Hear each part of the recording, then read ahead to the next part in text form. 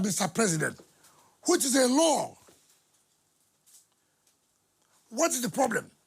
I'm only the implementer. Go and implement this. Federal Executive Council of Nigeria approved it, the contract and everything.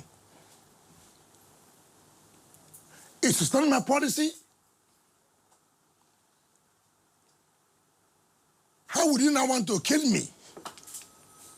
That I'm implementing what the federal government approved. I mean, I've never seen a country like this.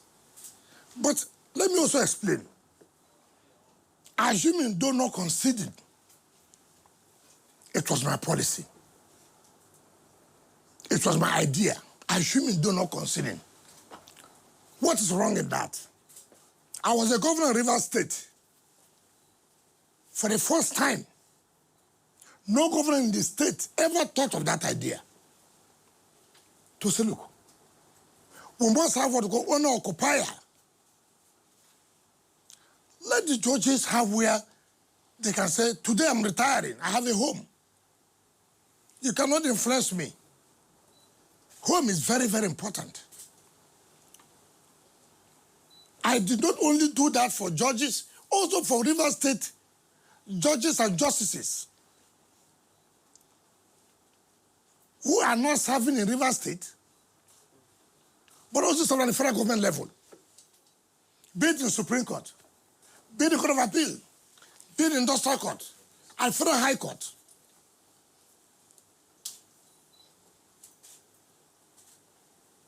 Nobody said, I did that to buy judges.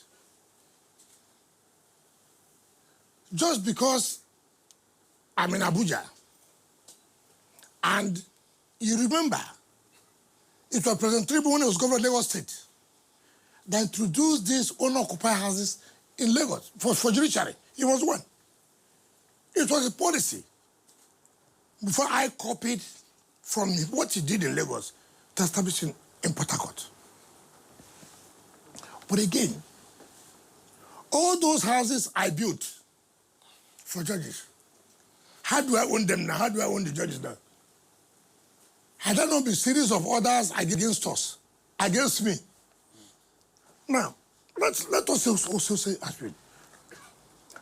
you know, that is why in our country, instead of people to commend you, particularly from the legal profession,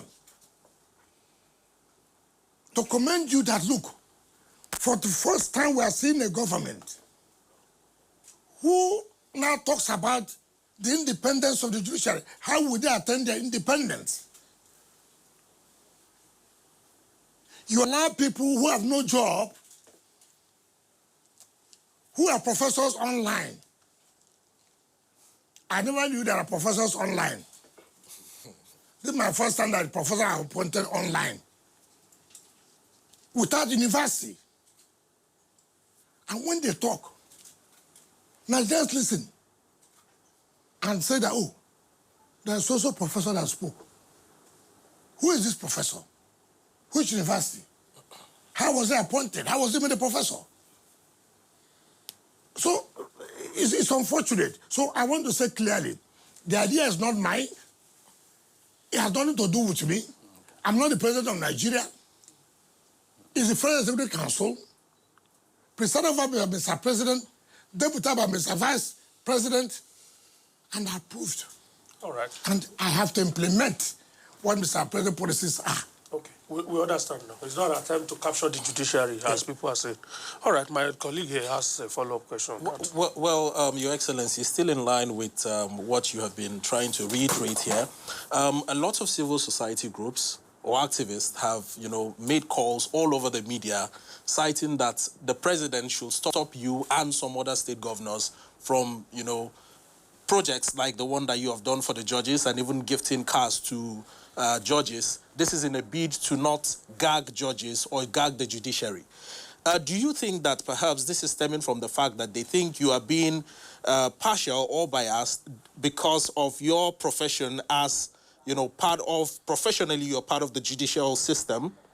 Is this the reason, or are they just being quite vocal about it? When you say civil society, it's unfortunate. Who are these civil society members? Who are they? Well, it's all over the news, Your Excellency. No, the point I'm making, I agree with you. Who are they? You alluded to a professor online. No, that means you are following all those things they say. I never said civil society. Okay. So that you understand me well. I said, they said there's one professor online who nobody knows the university that appointed as a professor, where he lectures, or where he has lectured. He is part of civil society. If I don't even know, now if you say civil society, okay, let's give you a civil society where? Where are the civil societies? Now let me tell you, I saw one young man, they call him Adeyanju,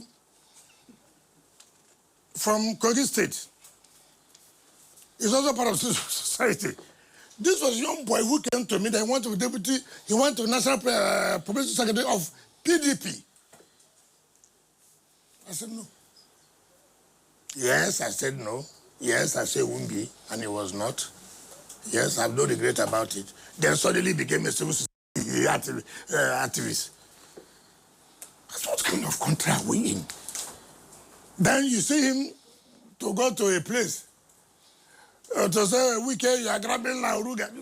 This is the kind of civil society you are talking about? People have no job. You turn to civil society. Now, those who say that the governors should not. You mean as I am, as a governor of a state, take for example as FCT, for example, when I was governor, yes. Then took as a minister of FCT.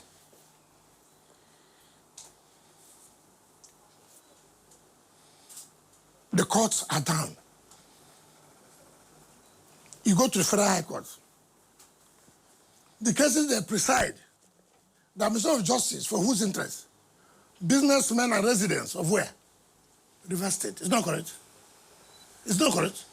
Certainly, it's not correct. I'm a governor of what? I'm a governor of River State.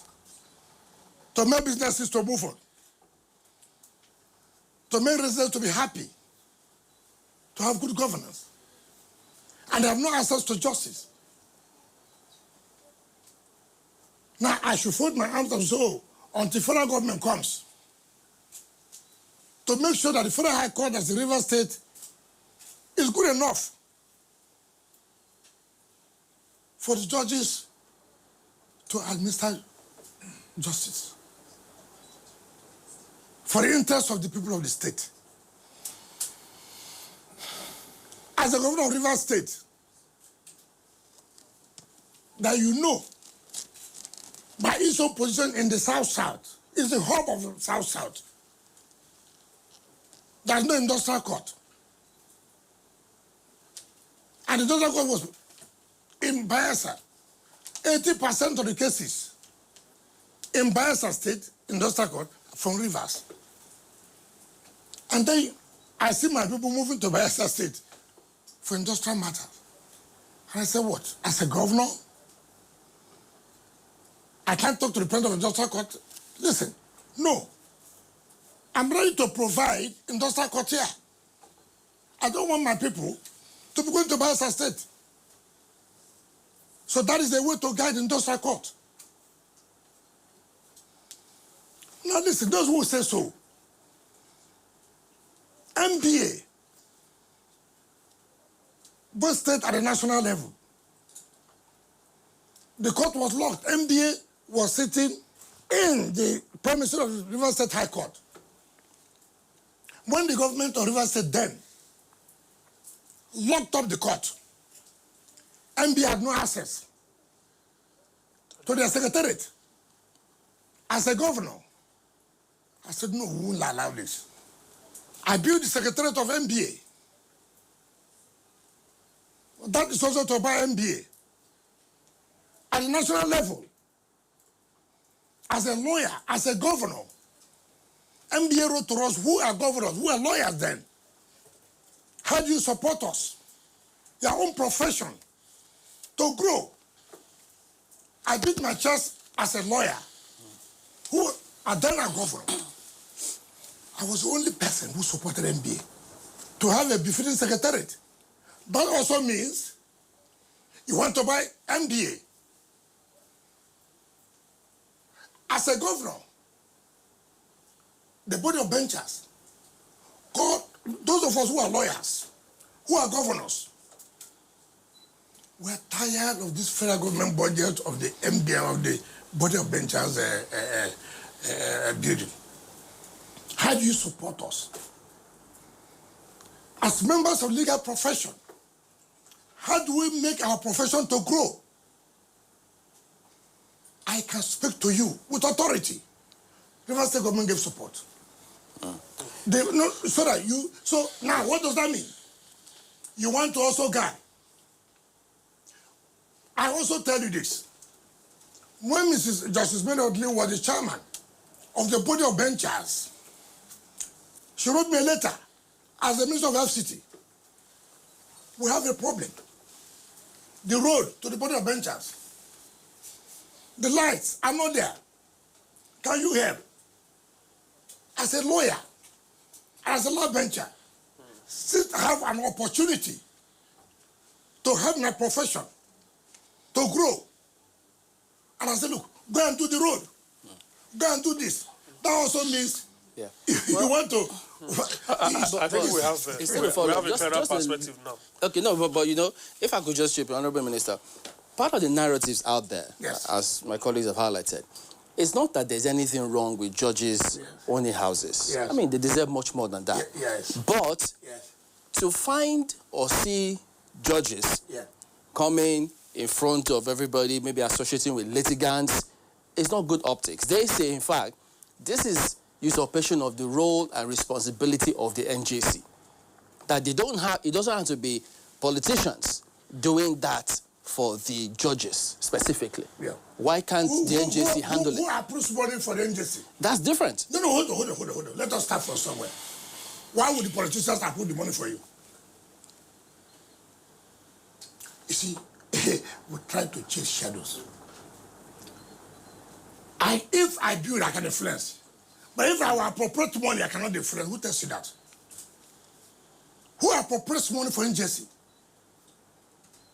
Who passes the budget? Yes. It's their responsibility. No, I'm coming. If NJC wants 20 billion to build houses, and National Assembly says, no, we'll give you 1 billion, for example, and what happens? So you think that by the National Assembly appropriating this, they have no influence? Or they cannot have influence? Why do we chase shadows all over the world? Even before now, under the military, houses were built by the executive for the judiciary.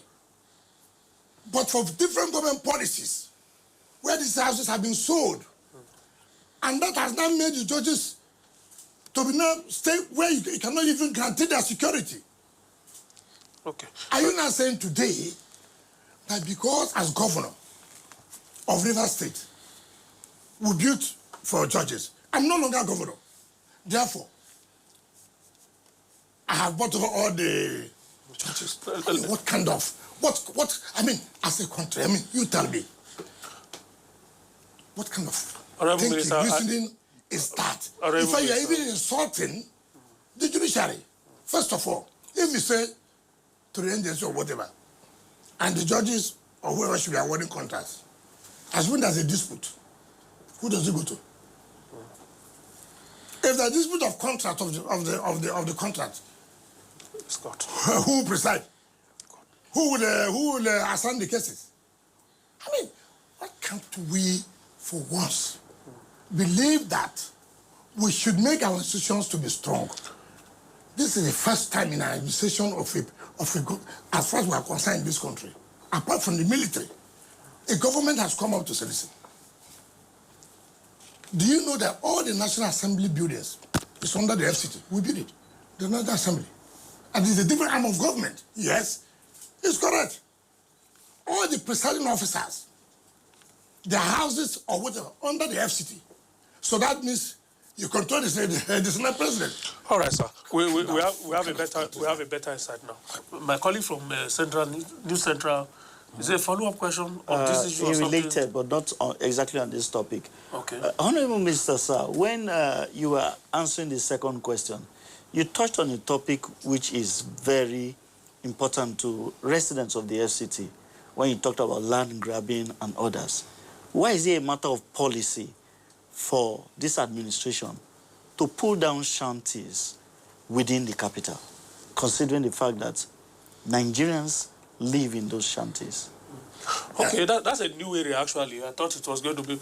I was expecting one more follow-up on that, which is, you said that this is owner-occupier. Yes. So it's not an official residence while a judge is still serving? Now, let me so that you differentiate. FCT has its own judiciary. Just like a state. Right? Now, what we have done by the presidential approval, under the FCT, you can have the owner-occupier. Okay.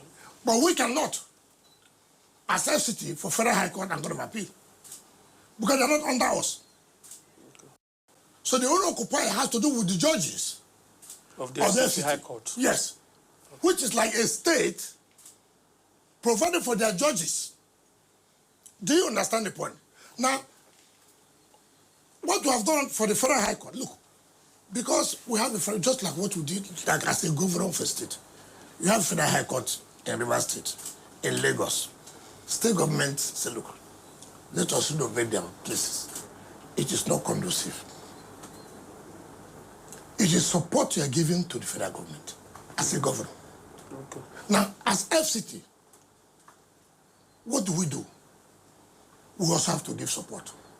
President said, look, I'm coming up with a policy with the Minister of Justice and Attorney General on how to handle the Federal High Court, the Court of Appeal, and but for FCT, okay, these are your judges.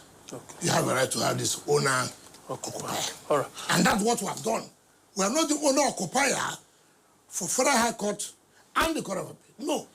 But you have a division. For them. You have a division of the Court of Appeal in Abuja. Even though you also have the headquarters. You have the Federal High Court in Abuja and also the headquarters. So what we have done is, look, as a government, and President having approved that, look, they should have housing. Just like what we are doing for other federal agencies, police, army, we'll do that. We'll do that. So there's nothing new. But it's only for the judges of the FCT that we're having the support of owner-occupier that we're entitled to. So people should not, instead of you commending the effort of the Tribune administration, you turn around to say, oh, you are doing this to buy over, I mean, it's madness. All right, let's leave the issue. New Central that. has asked you a new question. Okay. We need to attend to them. Okay. In the last few weeks, we've seen demolition of shanties. In fact, you visited one of the shanties and engaged with those who were there. We want to know, why is it a matter of policy by the FCT administration to pull down these shanties for whatever reasons?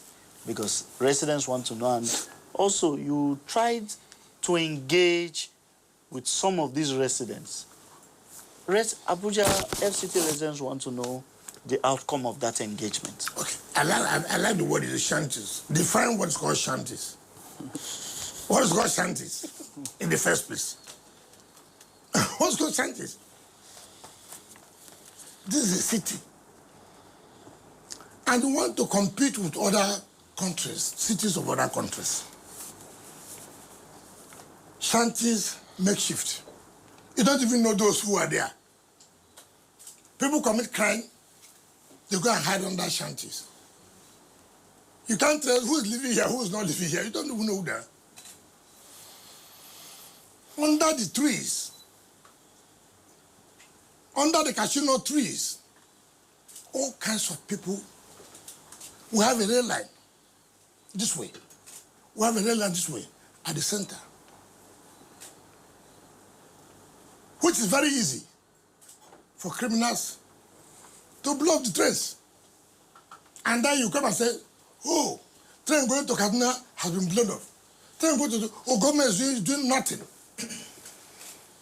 And you want us to fold hands to allow criminals to go and hide there, to begin to commit all kinds of atrocities. You say, oh, people are kidnapping in Abuja, robbery in Abuja. I agree. Where are they staying? Would they stay in any house or houses or distant houses? You can identify them, though. Who went there? What is this?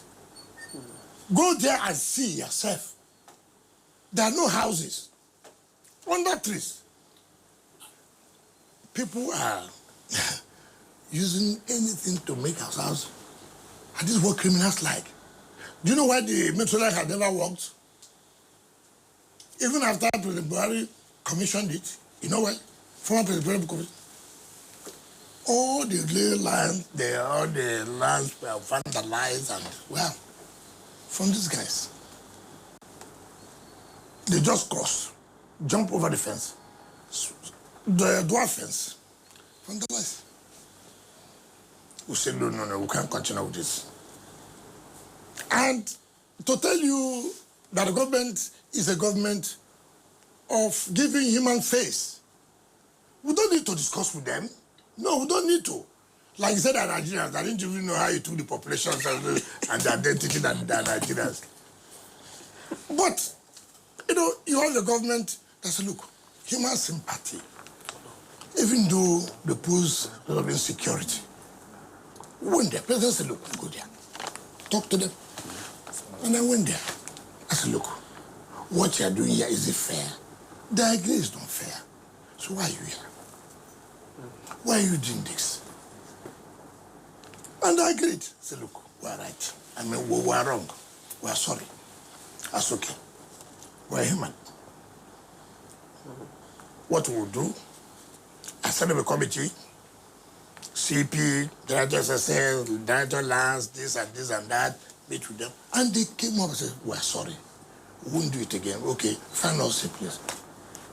As a government, we have a responsibility to our people.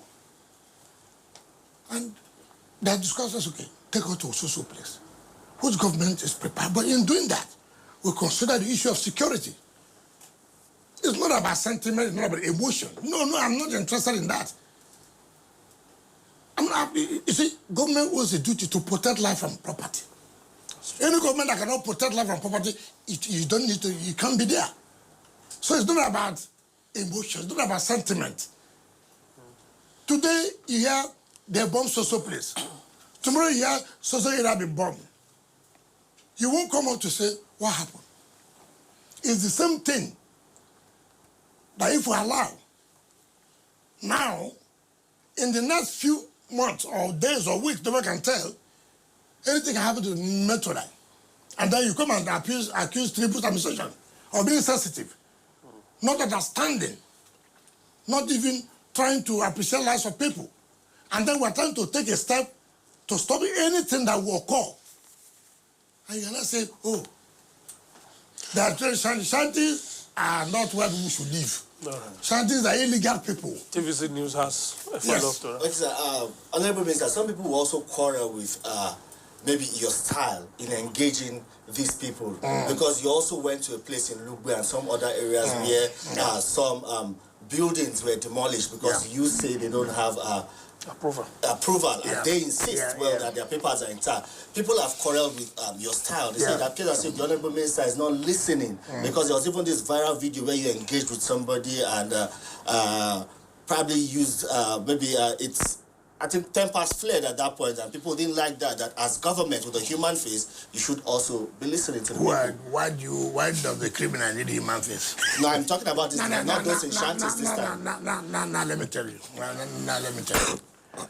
Why do I have to sympathize with the criminal? Or why not those in shanties. No, the criminals are not only shanties. Land grabbers are criminals. Why do I have to sympathize with criminals Why have to be friendly with criminals? Is that how government is seen? No. If they said let me tell an you, arm of you the said my FCT gave them approval. No, it's not correct. Excuse me. Yes, I would like you to give me approval. See, today, on Saturday, I was in my Tama with the Director of Land Rent Control. I went there.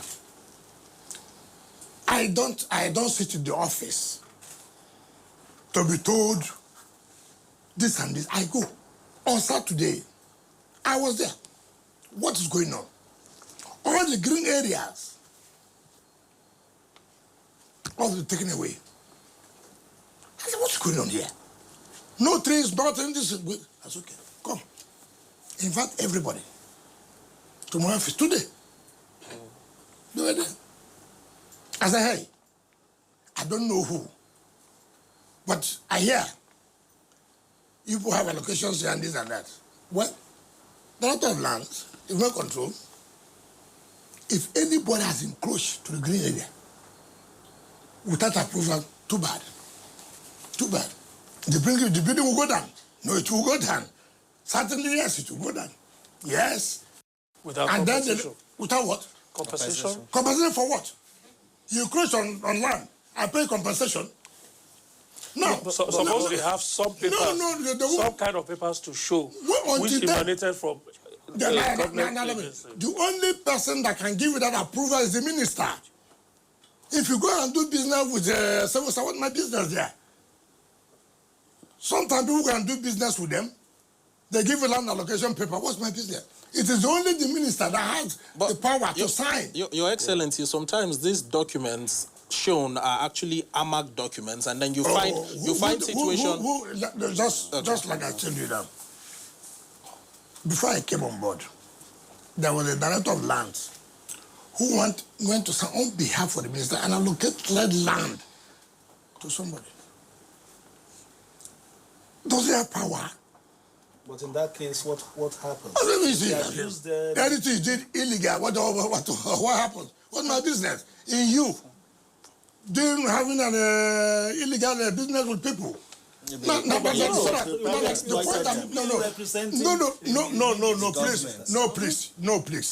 No, please. Please just try to understand this.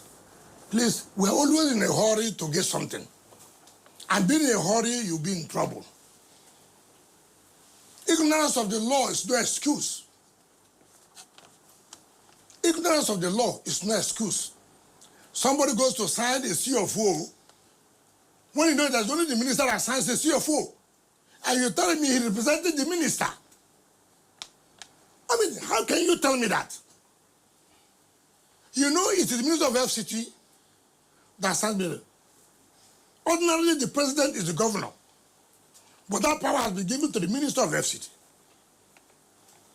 Right? Some states, the governor donates their power to the attorney general. I will see the law, you will see that this power has been donated to the attorney general. And the attorney general can sign on behalf of the governor. You don't tell me that a civil servant will go and sign a CFO on behalf of the governor or the attorney general that the power has been given to. And then you come to bring sentiment that somebody is writing on that beyond. Now, why I don't want you to go away from that? When you say this, Lube. AMAC lands. Yes. Now, what are you saying? They went and took land from area councils. The matter got to Supreme Court. Supreme Court said no. Every land is under the FCT.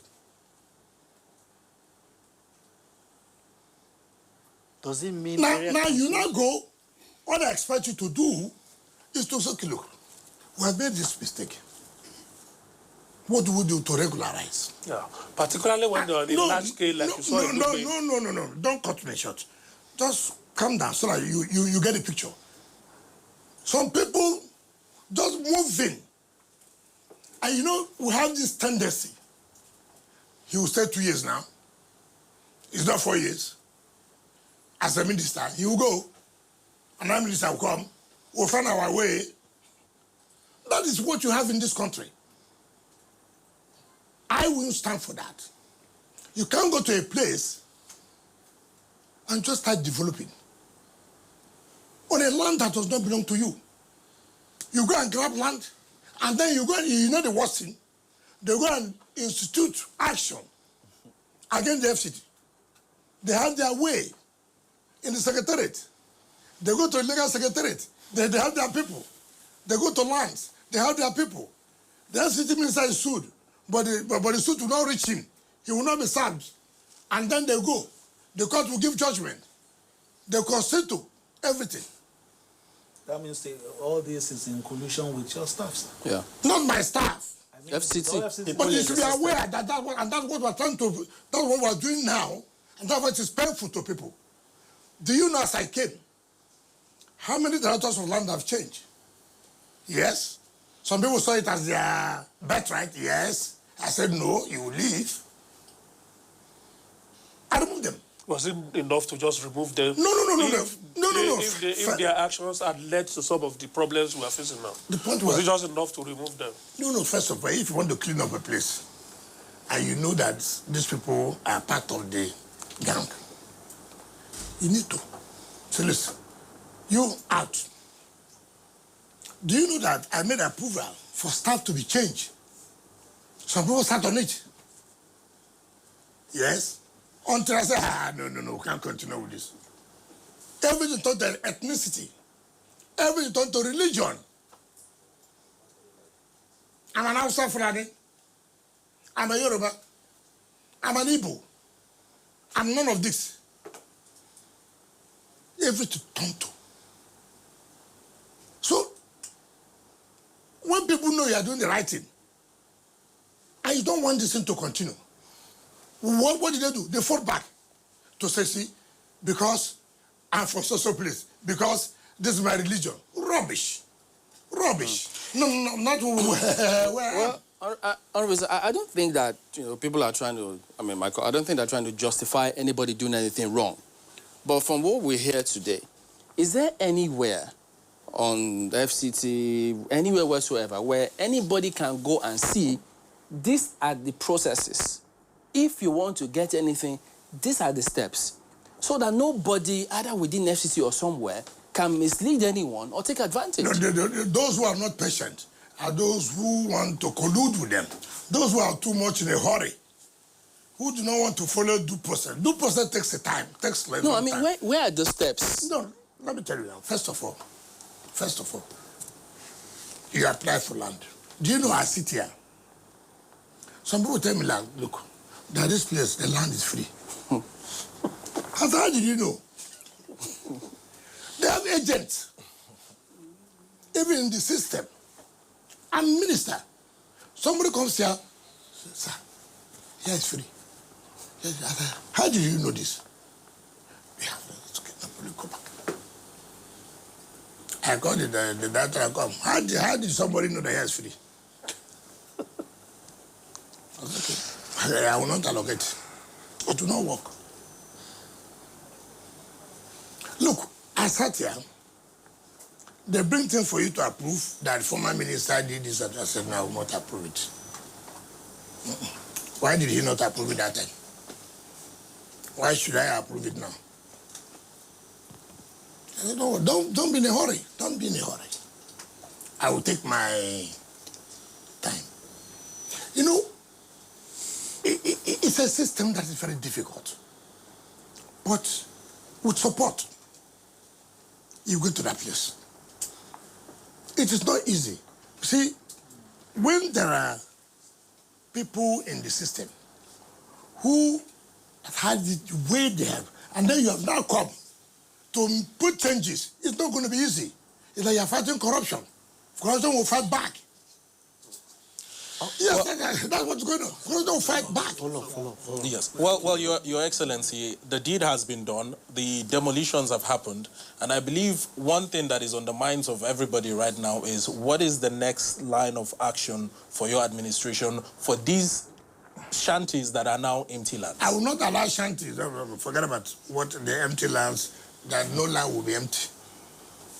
There are things to do for development of the state. The allegation is that you are planning to use those land as settlements for your friends. Yeah, what is that? No. Yes, what is that? So what is that? That I have something to give to my friends, I will give it to my enemies. So what rubbish is that? Please, you see, I tell you before all this. So you, as you sit down here now, I should bring my enemies. No, tell me that I should. See, I do the right thing. It doesn't matter what anybody says. My conscience is, look, what am I doing? Am I right? The moment I'm convinced that I'm right, I go ahead. Forget about people. Is there anywhere you'll be in office, people will not say, yeah, I did this for your friends. So if you don't do too, they will come and say, after you were there, your friends were suffering. People write you, after all, you're a governor, your parents are suffering, your parents are walking on the road, there's no car. Then even when you buy a car for them, it's, oh, you have gone to buy cars for your parents. What kind of system is that? So don't bother about that. If you want to succeed in governance, don't think about it. Honourable Minister, I think, we have spoken about some of this push and shove in terms of demolition and all. Let's try and move to a few projects as well. Rural roads, we've seen some constructions. Can you tell us a bit about what we should be looking out for in the next year in terms of timelines and when they are going to come on board in terms of the projects that the FCT is embarking on at this time? Thank you very much. You know, that's why I say that people should commend the tribunal's administration. At least, I don't want to talk about it right now. Start from where we are now, FCT. What has been there for FCT? What has been the condition for the rural areas or the area councils, as the case may be? Even in the city, was it working? Tell ourselves the simple truth. Yes, it was working. No, it was not working. Now it is working. I beat my chest to say I thank God Almighty and I thank President Tribune for giving the opportunity to be part of his administration, to contribute. Each day I go to the rural area, I feel so happy. Yesterday I was in Saburi. Look, I was in Saburi. Remember, this year, we flagged off that project. And of course, they never believed it. It's a normal political thing. You come and flag off, the whole thing will die. Unknown to me, what I flagged up, I thought was just a start road. Yesterday, I was there. Oh my God. Oh my God. Look at the happiness of citizens. It was heavily populated by the Igbos, traders. Immediately I came out from the car. Go and see jubilation, see happiness of the people. We have never seen a minister here. That job will be completed this December. Now I went further to a road they call Dede that will take you to a life camp. I told them that the procurement process was on. Do you know, as God may have it, as I came to the office this morning, BBB has sent the approval for award of that road to Lubricant Construction, which has now forwarded for Federal Executive Council approval. The whole of that area, come and see what is governance. What is dividend of democracy?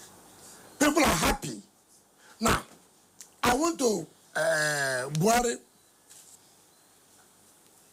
Ushafa, one army college or military college, this and that. The day we flagged off that project, it was something else. You can see tears running out from the eyes of the people. It has they've never experienced this. A government, a federal government, with the area council, go to one village called Buhari in Tokula, done by Satako, to be commissioned this December. Go to Kwale, go to Abaji, go to Egwabalada. This roads will be commissioned this December. Now go and see the last 2 days, the last 1 week, our flag off. I went to Kwale. There's a road they call A2 to Pai, and Pai to Gomani. Now see the politics in this country. A2 to Pi, no road. Now Pi to Gomani, they awarded the road. Why? You asking me why? You are the minister. How would I know? And that is why it's good to go and see. Do you know the entire road is about 35 kilometers? So they now took away A2 to Pi. So when I was going, where are we heading to? They said, no, we are going to, but this road now, what's going to happen to it? So when I go to the place, they call Pi to Gomani. So I now call the coordinator and the engineer. How did you award this contract from Pi here to Gomani when A2 to Pi, there's no road? What kind of this? He said, politics has come now. I said, no, it won't work. I called the chairman FCT committee. I called the House committee, and I called the Senate chairman. I said, look, gentlemen, you have to help. There's no way we can get to Pi to Gomani if you don't do A2 to Pi. Rural area, farm area, flat land. And we're talking about food security, agriculture. Why would this country import food? In any case, even how do you do the farm? To bring back the food, how? Locally, I have two chairmen who are very cooperative. Chairman of House Committee, FCT, and so they say, look, I said, look, you have this money for social project. This area, no, it's emergency. We must do it. And they agreed. Now we are doing A2, which is express road from Kwale, going to Abaji, to Pi. Then Pi to Gomani have been awarded. So in it now, we are doing now from A2 to Gomani, which is about 35 kilometers. Do you, look, the farm, my brother, you need to go and see. You will cry for this country. People just stay somewhere, do all kinds of things, and nobody wants to talk about it. If I could add to that, that is connected to transportation policy. Because, I mean, yes, we've seen that you flagged off some bus terminals, and you also spoke partly about how the government plans to go about it. So could you shed a little more light? Is it going to be PPP? Is government going to buy vehicles? Are you going to come up with a sustainable transport policy for the city? First of all, let us appreciate that, yes, what we're doing in terms of building bus terminals and this is okay. And then how do you now going to run in terms of sustainability? And let people appreciate and understand. Now, what we have agreed, government cannot only depend on private sector in terms of transportation. While we allow the private sector to participate, government will on its own provide the infrastructure. The infrastructure has to do with roads. The infrastructure has to do with the bus terminals. Now, how do you run it? Bring private people, partner with government to make sure it's more efficient. Government is not a good business person to begin to run them. But government owes that duty to provide the basic infrastructure. And let me ask you, tell us the truth. From your experience, how many PPP government partnership has worked? Tell us the truth. I was a governor. People have traveled all over the world to bring a foreign investor to partner. These are stories that they will give $1 billion. These are stories. You owe a duty to your citizens. And with what we are doing now, what by January, February, when the bus terminals will start, people are now applying to partner with government to run it, for it to become more efficient and effective. And our vehicles, it has to do with those who want to run the place. You, as a rider to what he said, you said something in some interviews earlier about phasing out, commercial vehicles that you cannot really track. Yes. And now there'll be a timeline of phasing that out and then introducing the ones that you can track and security, knowing the drivers and all that. Yes. So where are we on that? That's what I was saying by January. that you can't allow private people to run taxis without profiling and without using the Abuja color. Shall be able to know who are these. So I was able to reduce this level of what do you call it? One chance. Two. When you go to the bus and taxi terminals and you board a vehicle, they know the vehicle you are boarding. They know who is the driver. But if you go on the road on your own, taking risks, it's your business. But you see, you have an excuse now because government have not been able to provide where I can comfortably go and board a vehicle. So, but now government has been able to provide, for example. And then you still do not want to use what government has provided to go on your own. You have put yourself in such a risk. As part of your, just to put the Honorable Minister on notice that we'll take a quick break on the dot of the hour, that will be by 6. And, okay, quickly before the break, sir. As part of your efforts to achieve your administration's mandate in the FCT, we have also seen recently the evacuation of beggars, and we understand, of course, this is for certain security reasons. But how do you, strike balance? People are also saying that there's this sentiment, of multi-dimensional poverty and providing an alternative for them. We know they need to be off the street. How do you balance that? I disagree with that. Totally disagree with that. Totally disagree with that. And that's the problem we have in this country. Some people believe that who are weak, who do not even want to do any work, take a profession of begging. Look, there's a construction going on their labor, for example. You have not made efforts to go there to work, but you're happy. How you bring your 15 children,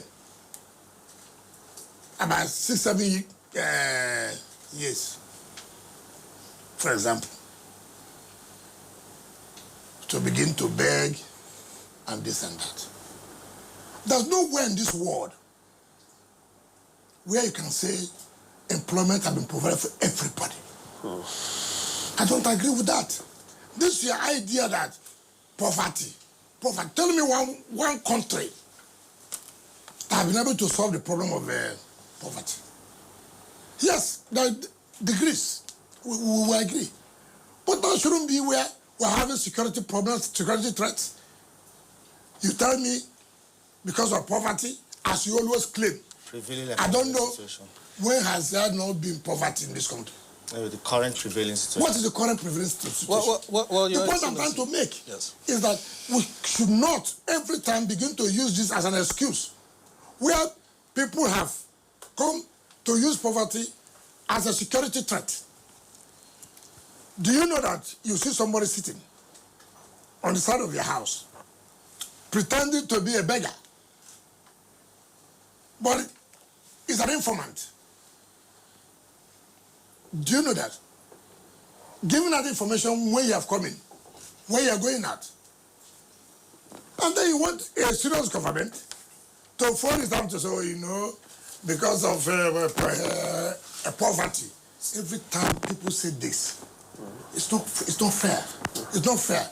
We cannot allow that. We can't continue to use poverty to allow insecurity. Honorable Minister, while you are chasing beggars out of Abuja, there's a new security threat. Yes. I don't know whether you are aware already, which is the emergence and the expansion of Panteka markets in Abuja. I don't know whether Panteka, those people who buy fairly used particularly iron products, they scavengers. Yes, they vandalize transformers and all of that. I don't know what saying. So we have so many things that we're tackling. Now we have an task force made of all the security agencies. You see them in the night. You see them in the night now. No. Working. They've been able to reduce the level of vandalization. Before it was bad. People can remove solar powers that gives us light. Transformers? Yes. So, they are now working in the night.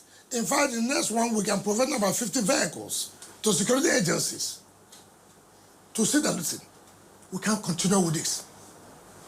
You trying to provide comfort. People are sabotaging what you're doing. That the government is not doing anything. How can you say so?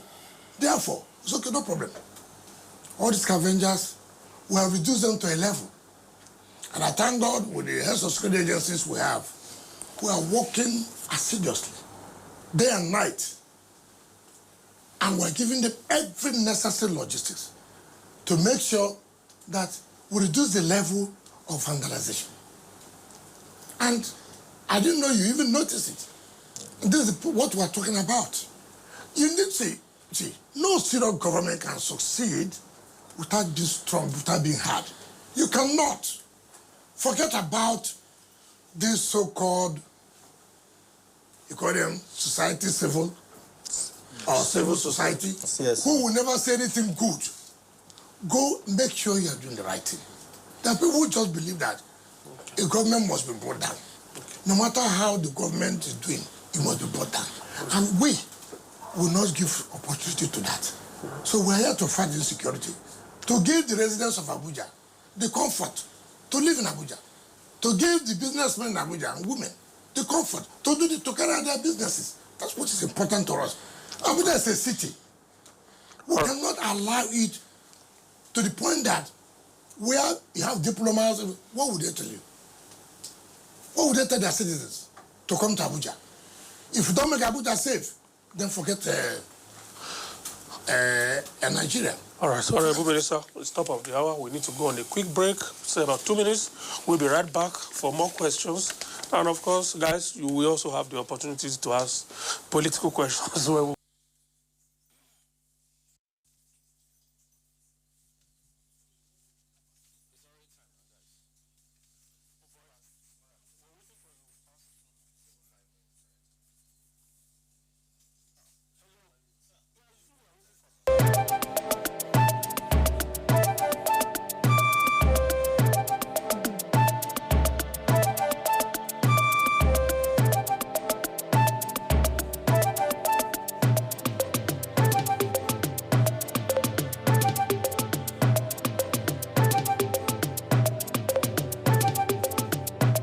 Yes, amazing. Okay. So we'll continue with the session now, and of course, this session will feature largely political questions. Yeah. Let me start from the other side of the aisle. Okay. So we'll get to you. Yes. Let me come this way. Your Excellency, in a few short hours, or just a few days, there will be a contest in Ondo State. 3 days action. So the PDP, the APC, and of course several other parties in that contest. Knowing your antecedents, you have been a galvanizer for your party. You've been rather quiet these few days in terms of what is happening in that side. What's happening actually? Have you been, why have you been a little bit, we've not seen so much of that galvanizer? Well, you don't just rush and go and hustle for what you're not caught for. My party have not come to beat me that they need my support for their governorship candidate in Ondo. During the Bayelsa last time election, my party came to me and they want me to support the Bayelsa PDP governorship candidate, who eventually turned out to be the governor today, the Senator Doyediri. I gave full support. When I mean support, I gave everything. And he won. My party came to me. In Edo, Edo. They came by and said, look, I won't support Obaseki. It's natural, Although you did it the first time around. Well, that's what I'm saying. It's not that the one I supported, I didn't come out of it. I said, look, I'm not going to support. And it's okay, if you won't support, keep quiet. I said, okay, I'll keep quiet. And I did not do anything. But they won't. In this one, too, nobody came to me. I don't know. In fact, the last time I saw the candidate was when I sponsored him to run against Eita Ejegede, when he resigned as deputy governor to, what's his name, late Akindelo, I was the one who sponsored him to run against Eitayo. In the primaries? In the primaries. And Eitayo won. And we supported Eitayo. But let thy will be done. That's only one prayer. The shortest prayer I pray. Let thy will be done. What people are saying... No, I'm coming. The will was done that Akindelo was returned. Now, I hear that the guy is the candidate. I've never seen him. Nobody has ever come to me. So what do you want me to do? All you want me to do, because I'm PDP, I'm going to run. I won't do that. What I'm saying is that what is in the, what a few people perhaps in the party and at the state are saying is that perhaps because of your current position, you may be cheering for the other team. What is the current position? Was I not the position when I supported Diri? Was Diri not run under this current position I was? I'm coming. Was it not? I supported him under PDP. Could it also be because you are sending different conflicting signals to your party members as to where you actually stand? For this governorship election, I'm not supporting. It's not where I stand. You don't need to say I'm not supporting him. Could it also be that they no longer see you as a major stakeholder? Who is the major stakeholder of PDP? Mention the person. Than me. Who is the major? Mention one. You may say governors. Yes. Who is the governor? Tell me now. PDP state governor, like the governor of Bauchi State. There is what? The governor of Oyo State. No, fine. Look. I can tell you something. Unfortunately, it's unfortunate. It's leadership. It's a terrible thing. And I pity my friend Sheyi, who is there struggling to see that he gets a brother or brothers in the Southwest. He's doing all he can, but I don't know how it will work out. Let me tell you, PDP has never had it this bad in terms of leadership, particularly from the chairman of the Governors Forum. And I knew it would be so. That's Bala Mohammed. Of course. Of course. Let me tell you, leadership is not by mouth, it's not talking. It's not by talking, it's by action. It's not tomorrow you go and blame INEC. How do you know how people are treacherous? When Tabua finished as the chairman of PDP Governors Forum, we have already done it North and South. But Bala and Co connived and went to Bauchi and took away the chairman of Governors Forum of PDP to the North. Of course, he knows. If I was governor, it won't happen. He knows. If I was governor, it won't happen. He succeeded in that because of what we call infantile ambition. To be a leader, you must have to make a lot of sacrifice. You must have the capacity to galvanize the people. You're an opposition party. You're not in the ruling party. People will see that you are serious of taking over power. It's not by mouth. It's not by going to television to talk. It's not by abusing people. It's by how you mobilize their colleagues. He's the chairman of Governors Forum. How has he mobilized his colleagues? By funding the party to make sure the party is effective and efficient to the National Working Committee. To see that they take over power from the ruling party in Ondo State. By funding the party. It is necessary. There are no big spenders anymore in the PDP. I don't know what they call big spenders. What I'm saying, funding the party. You know what you call big spenders. How you calculate what they spend, I do not know. But they complain that he's not funding the party. No, I didn't say that. What do you mean? Don't I know that I'm funding the party? Your Excellency, a lot of people Listen, why you people allow Nigerians to get this information? It will help Nigerians. It will help the party people. Because, you see, when you travel on social media, you won't get the real thing going on. As far as I'm concerned, apart from what Sheyi is doing, and with his brother Osun State, Adeleke, I see no galvanization for PDP to win in Ondo State. Yes, it's correct. Yes. You don't need to deceive people. Listen, you look at me. I'm the FCT minister. Not just minister for nothing. I'm a very strong one. And I know what to do. To galvanize. I know what to do. So it's not somebody can say, if you do so, you pay. Is it too late to do that? No, I cannot. Look, you see, I'm a realist. Anybody who knows me, I don't play this way. She is my friend. Very, very close friend.